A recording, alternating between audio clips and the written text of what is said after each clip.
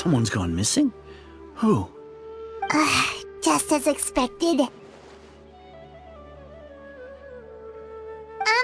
That guy you said a bunch of nice things about earlier? The one you always used to chat with. He's around 20 years old, and you said he was a kind, warm-hearted person? Oh, I know who you're talking about. Really? You remember? There aren't many young people who've earned that kind of praise from me. If you're certain that's what I said, then there's only one person who fits the bill. No doubt about it. But why'd you say he's gone missing? Yeah, I just saw him leave the village. There was someone else with him, too. They couldn't have gone far.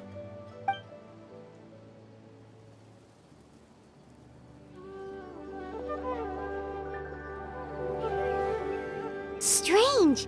Bayram seems to remember him. And apparently he just saw him?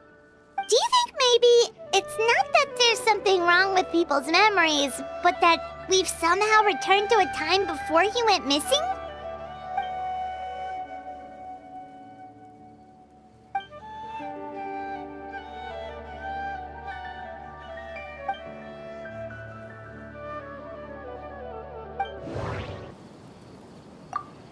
If this person only exists in people's memories, maybe we're in someone's memory right now. Right! Paimon totally forgot about the ley line disturbances. We're in someone else's memory. Just like how you entered your sibling's memory last time. That would also explain why we seem to be at a time before he went missing. It's a memory after all. Right. If he's someone who only exists in people's memories, then we're finally on the same turf. But didn't Bayron just say that he saw him leave the village with someone? Where should we go look for him? Who knows how long this ley line disturbance is gonna last? We might not have that much time, and we don't even know whose memory this is. Good idea! That'll help us narrow things down. We pretty much figured out that the missing villager has the ability to...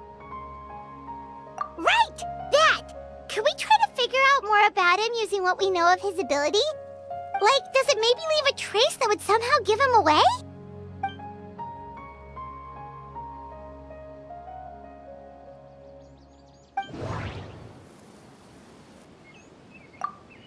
If time is allowed to pass within the false memories, there's a higher chance they might conflict with someone's original recollection. That would make it much harder to avoid suspicion. No wonder! All this time and the sky hasn't changed a bit! That must mean time isn't passing! That's the tell of the fake memories! The implanted memories are basically taking place outside of the regular 24 hours of the day. If the memories included the regular passage of time, it would be easy for people to tell that something was off. Like there could be overlap or something. People might start to wonder why they remember doing two different things at the same time of day. That's why he makes sure the memories take place at a specific moment in time rather than over a period of time.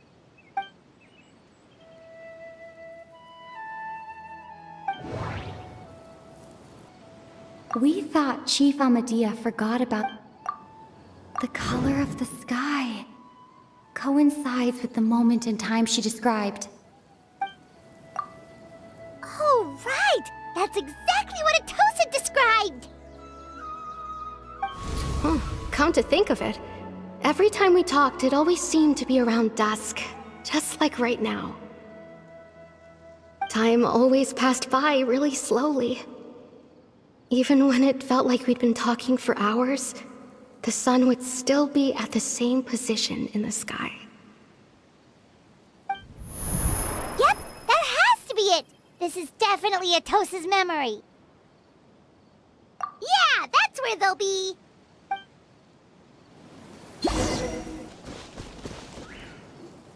So, you see, Granny Jahiet was a mercenary when she was younger. She just talks like that out of habit. She's not trying to scare the children on purpose. Oh, there I go again. Always talking about my own things. Do you maybe have anything you want to share? It's okay if you don't. You could also just talk about what you think of me? Oh, I think you're an incredibly strong and thoughtful young woman. You'll meet many amazing people and live a very happy life. You won't miss someone like me. Huh? Are those your friends over there?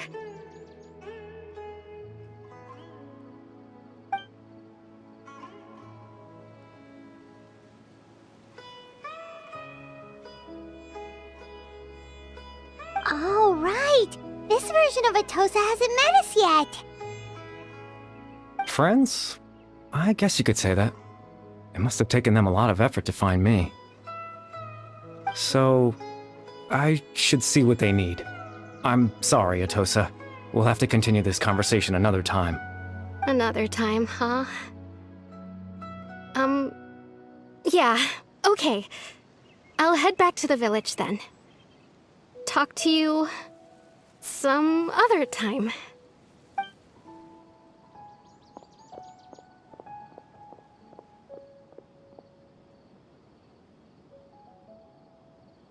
It's nice to see you, Traveler. I believe this is the first time we've met.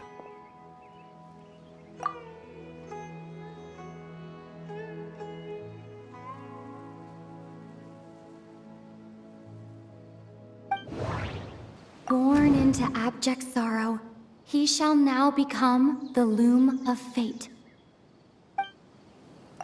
You're Caribert Alberic. Oh. You know me? That's quite the surprise. I don't believe I've met you before. Oh, I see. It was the memory, wasn't it?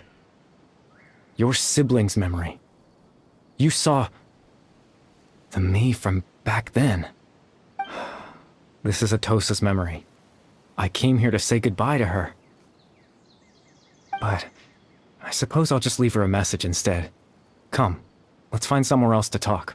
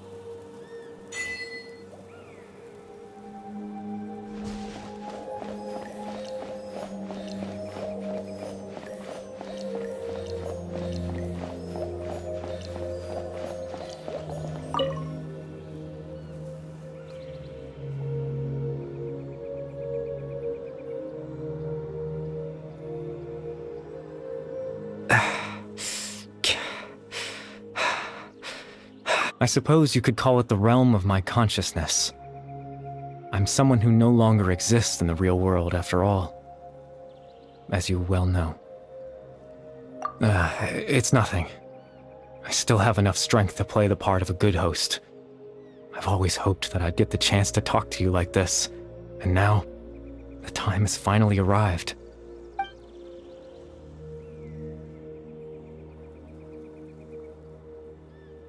Extreme sorrow and pain, hope and regret coursing through your veins, and a degree of abyssal power that defies comprehension.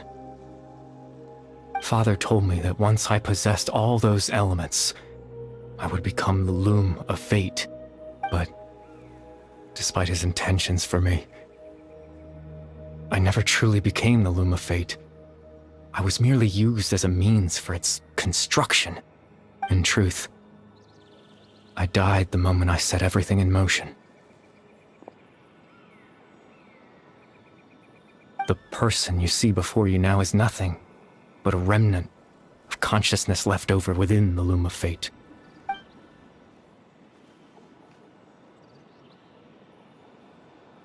As for your question, the Loom of Fate is a device capable of weaving ley lines. In its primitive form, it can only be used to create and implant memories.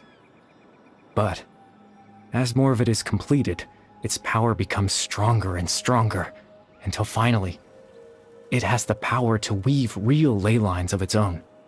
Once fully completed, the moment it gains the power to weave ley lines, it loses the lower-level ability to influence memories. But it also becomes a tool that can change the entire world. Yes, I have the ability to control the loom in its semi-completed form.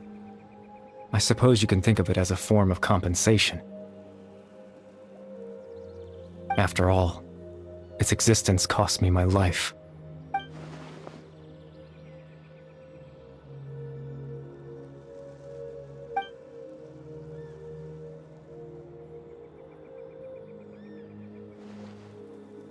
Ah, that. I was wrong to implant those memories. I'm sorry I caused so much trouble. Not only for everyone in the village, but for you as well.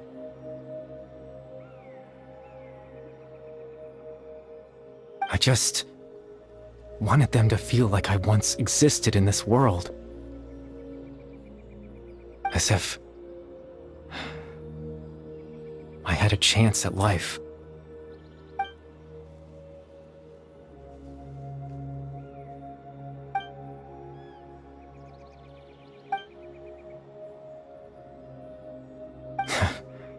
I know what you must be thinking.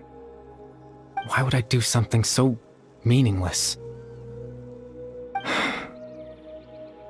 But I just couldn't accept it. I had to know what it would be like if I had my own life. What kind of person I would be. What other people would think of me.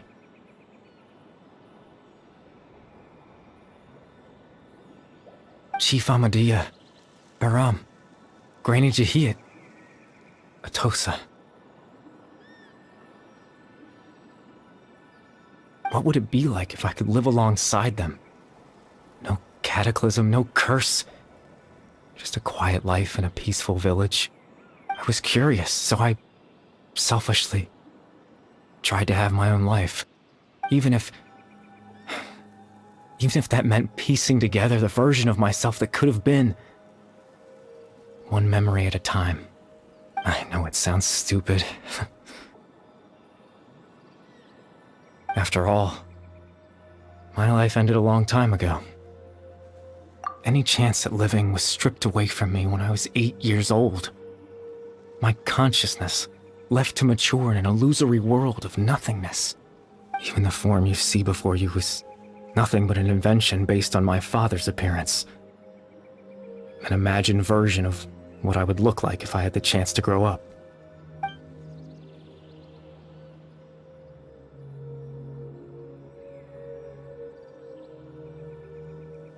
I know. But there's nothing I can do to make them find me. If I could exist in the real world, I would return without a second thought and surprise them with the suddenness of it all. But, well, that's not possible for me.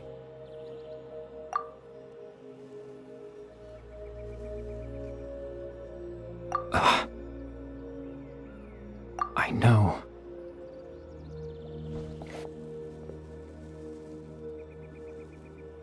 Captain Dainsleif. Twilight Sword, you mean? No need to meet up with him. Things should already be settled on his end. Exactly. As someone who could only exist in people's memories, the fact that I'm able to talk to you in my consciousness like this can only mean one thing. The Loom of Fate has already been completed.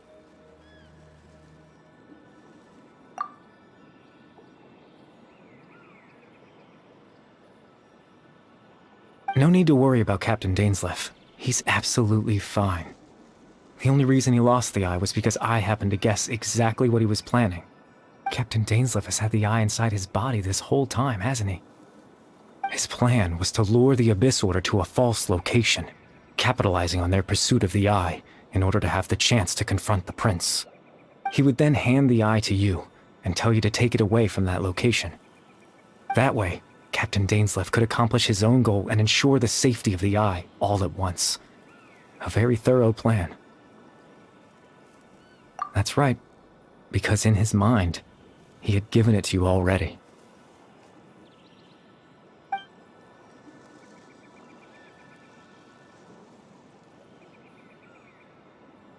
Before you two entered that false location.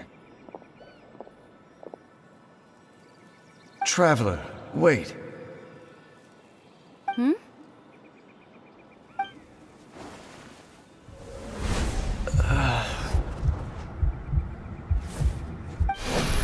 We've no time to lose. Let's head inside.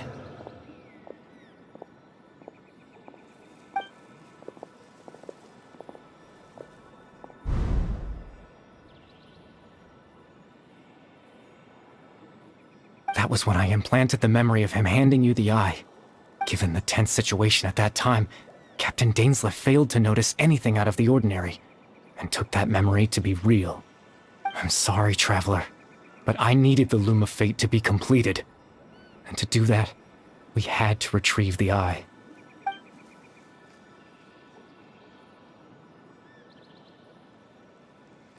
I promise I'm not trying to conceal anything from you, but I truly have no idea what the prince is planning. Tevat's ley line system is deeply entrenched in the planet. Creating new ley lines can neither replace nor extend the ones that already exist. In the face of everything they could be planning, I fear I'm too insignificant to even get a glimpse of the bigger picture. In any case, I had my own use for the Loom of Fate, and my goal, at least, has been achieved. You remember my father, don't you? Clotar Alberic. I believe you saw him in your sibling's memory. After he used the power of the Abyss to restore consciousness to my hilichurl form, I suffered from an indescribable level of mental anguish. To comfort me, my father told me a story, that this was a fairy tale world where I had to take on the form of a little monster. That story managed to dispel my fears, even if just for a moment. My goal was simple: to use the Loom of Fate in its near-completed form, when its ability to create memories was at its strongest, to implant a specific memory into the minds of the hilichurls. In that memory, I would tell them a story, just like my father did for me. It was a story of fairy tales and love. But more than anything, it was the story of us.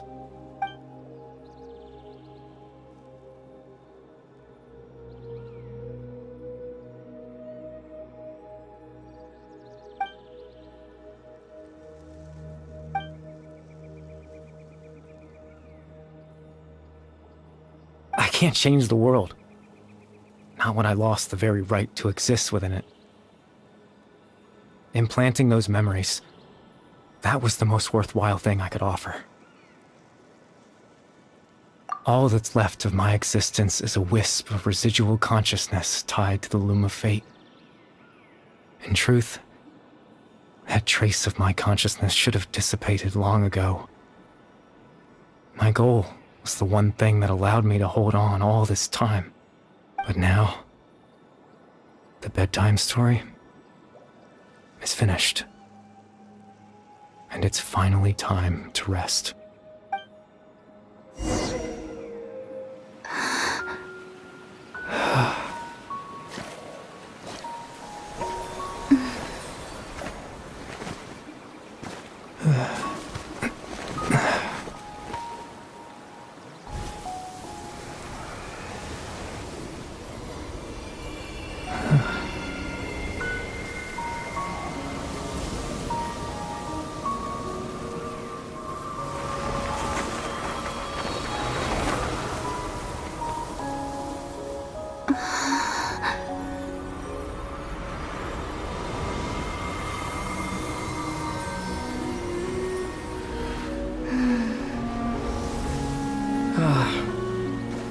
Looks like I was too late to see Kari Bear one last time.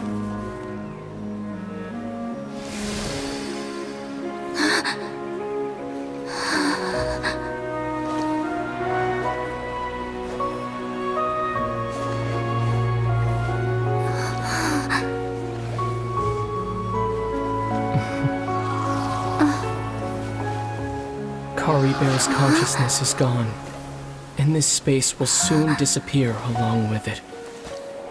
Neither of us belongs here. That's why we're not tangible. Were that not the case, I'd love to hug you too. Well, how about a conversation?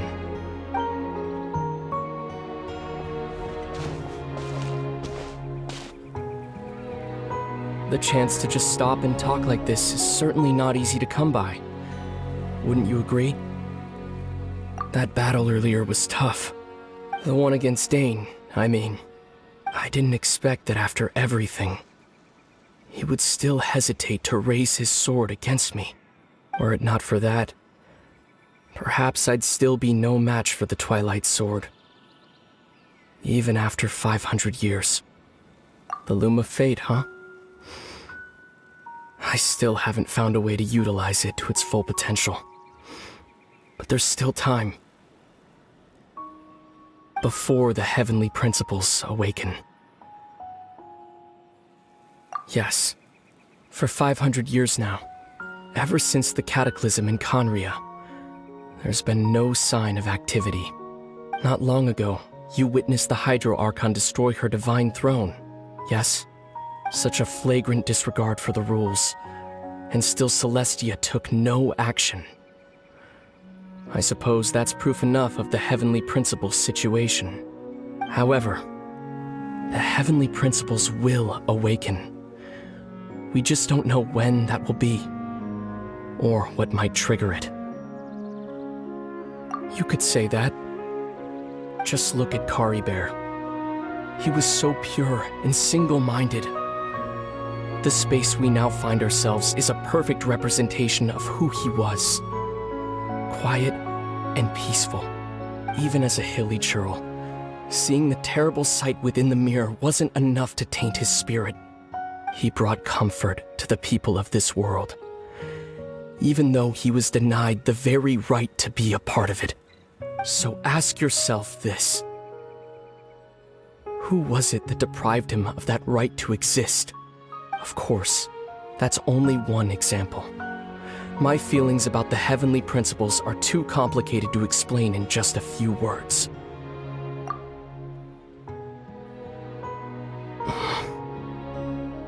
Lumine?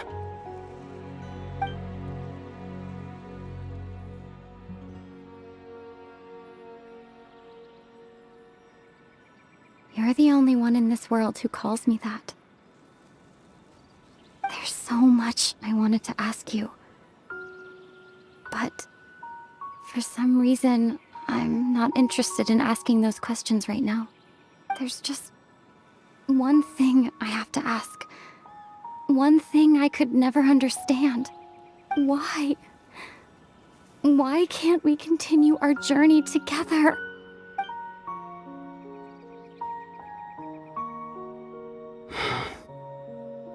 At the end of my journey, I arrived at a place known as the Sea of Flowers at the end. Do you remember?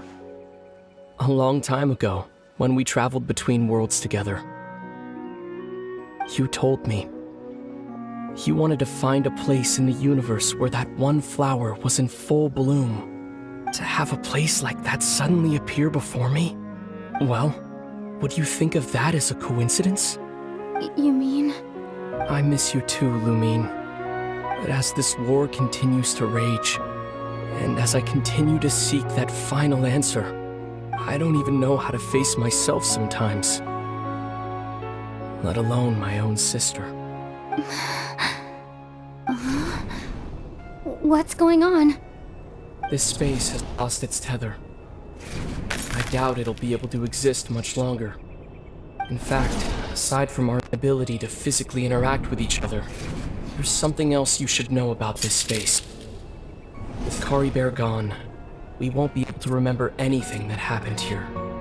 Everything in this space will be wiped from existence, including all memory of our reunion.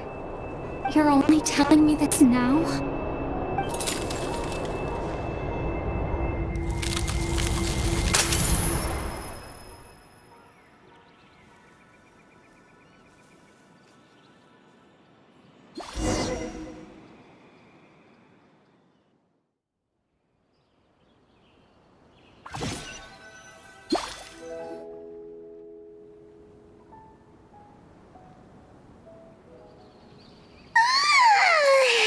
Still so sleepy. Paimon's head feels all fuzzy. Oh, Paimon woke up a little earlier than you, so Paimon will fill you in. The villagers said that they saw us sleeping near the village yesterday. They couldn't wake us up no matter how hard they tried, so they decided to just bring us back here. Oh, and Dane came by just now. It looked like he was injured. He didn't say anything, though. Just made sure that you were all right and left. Kinda seemed like he had a lot on his mind, but that's Dane for ya. Let's think for a second. We were in that memory, and we saw that guy you called Kari Bear. He was the missing villager that we've been trying to find, right? And after that, Paimon doesn't remember what happened. Wait, really? What a score!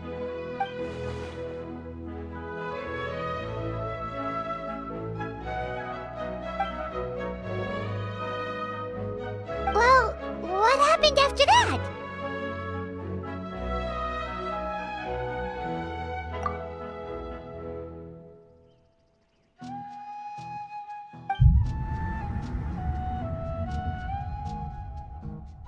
Ah, there you are. Sleep well? Bayram, you sure seem happy. Did something good happen?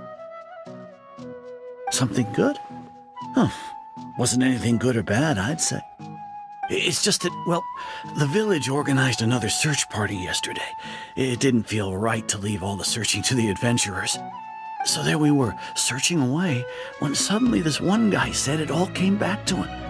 According to him, one day around dusk he was passing by this one tree outside the village, and he saw our missing villager. There he was, sleeping under that tree all by himself. His parents came a little later to wake him up, and they all left together. They looked like quite a happy family, apparently. And after that, well, we all started to feel like that really is what happened. Kind of strange that we forgot all about it for so long.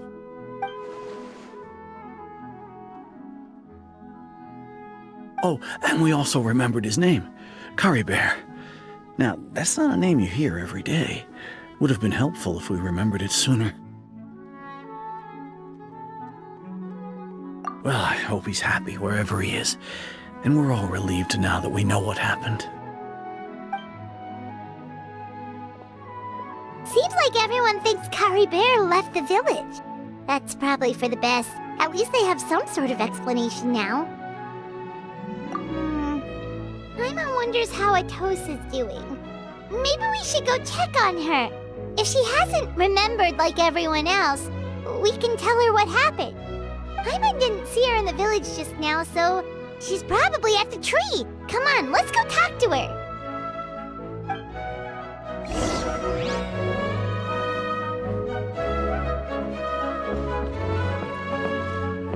Swan Fury!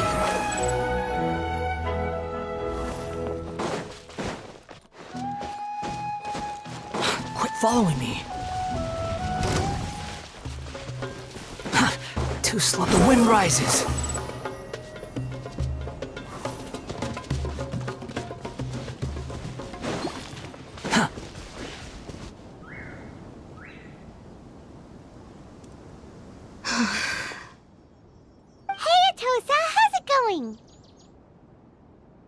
Oh, it's you two.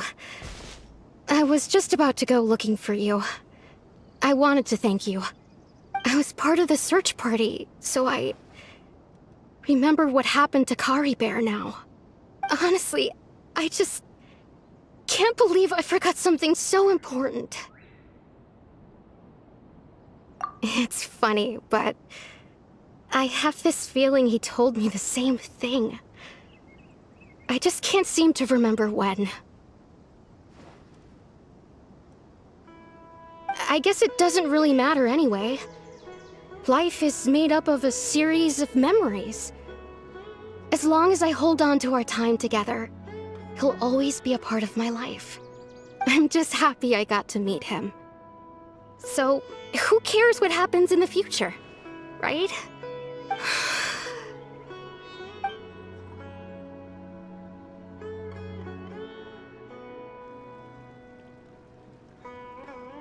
Okay, I'll admit, I'm just putting on a brave face.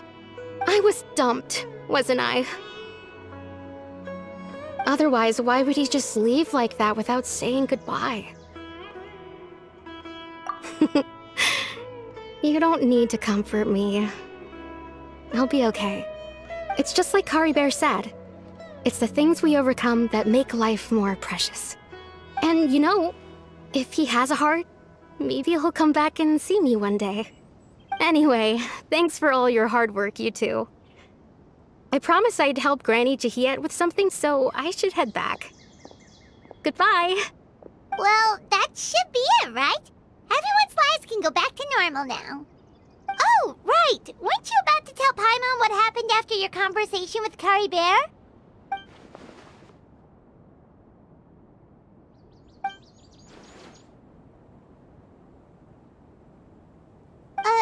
A picture? Where'd that come from? Let Paimon see!